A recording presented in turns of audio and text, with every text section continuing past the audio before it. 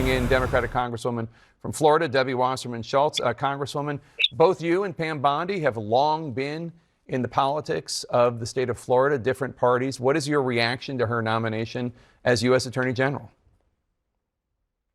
Well, with a big thud falling out of Donald Trump's chaos cabinet, Matt Gaetz, the nomination of Pam Bondi at least falls into the category of, I would say, elections have consequences, Jake. No, I mean, he does have the right to appoint people, like I've been saying, who are qualified with a healthy Senate review for advice and consent. But Pam Bondi was the Attorney General of the state of Florida for 8 years, and so she does have the requisite experience, but she comes with the heaviness of having been a massive election denier. I mean, she even went so far as to suggest that there were fake ballots stuffed in Pennsylvania.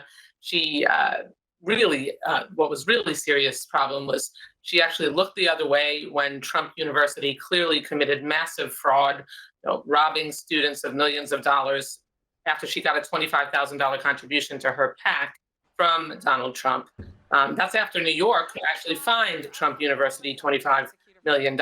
So this is someone who is clearly a Trump apologist, a Trump lackey. That's what he wants as AG. But she did some good things for consumer protection. Did some pretty good lawsuits that brought resources back for people who'd been wronged in the state of Florida. So we'll see how the Senate looks at it, but it's a heck of a lot better than Matt Gaetz. So Florida Governor Ron DeSantis just set dates for a special election to fill the seat left by Gaetz. He ran for re-election and then basically resigned from both his current seat and the one that will start soon. There's going to be a primary January 28th. The general election will be April Fool's Day. That leaves Speaker Johnson a few months without this critical panhandle seat. How much does that help Democrats in the House? I think Republicans can only afford to lose 4 votes on any given vote.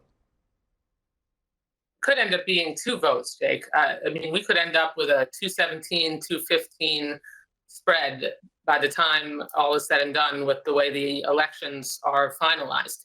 And, essentially Democrats for the last 2 years with the Republican majority, they couldn't do anything significant without Democratic votes. And no matter what the margin is, that's going to be the case likely coming into this next Congress. We have the budget that's still not done. Mike Johnson's irresponsibly trying to kick the budget into March. That's going to cause the Trump administration massive problems trying to get a budget across the finish line with such a tiny margin. We have to deal with the raising of the debt ceiling so we don't crash our economy like the Republicans almost did into the side of a cliff. Doing that with such a tiny margin, they're going to need Democratic votes. So we have quite a bit of leverage. That's why I keep saying this was not a Republican red wave. Trump won by one of the smallest margins, and Democrats are going to have a lot of say when it comes to what legislation gets across the finish line. Congresswoman Debbie Wasserman Schultz of the great state of Florida, have a great Thanksgiving. Good to see you. Thank you so much. Thanks so much.